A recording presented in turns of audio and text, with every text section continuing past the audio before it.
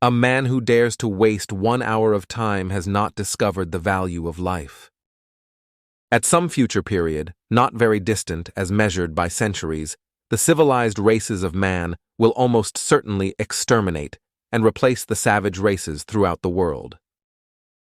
Ignorance more frequently begets confidence than does knowledge. It is those who know little, and not those who know much, who so positively assert that this or that problem will never be solved by science. I cannot persuade myself that a beneficent and omnipotent God would have designedly created parasitic wasps with the express intention of their feeding within the living bodies of caterpillars. We must, however, acknowledge, as it seems to me, that man with all his noble qualities still bears in his bodily frame the indelible stamp of his lowly origin.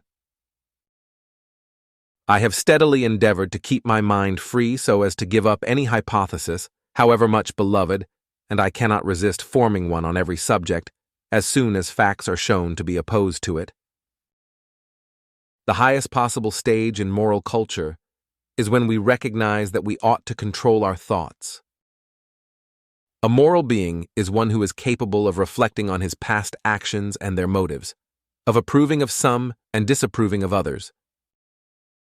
To kill an error is as good a service as, and sometimes even better than, the establishing of a new truth or fact. I have called this principle, by which each slight variation, if useful, is preserved, by the term of natural selection. On the ordinary view of each species having been independently created, we gain no scientific explanation.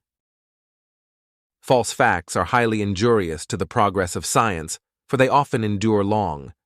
But false views, if supported by some evidence, do little harm, for everyone takes a salutary pleasure in proving their falseness.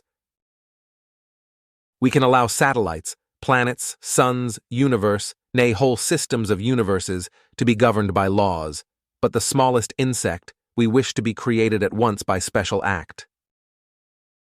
My mind seems to have become a kind of machine for grinding general laws out of large collections of facts.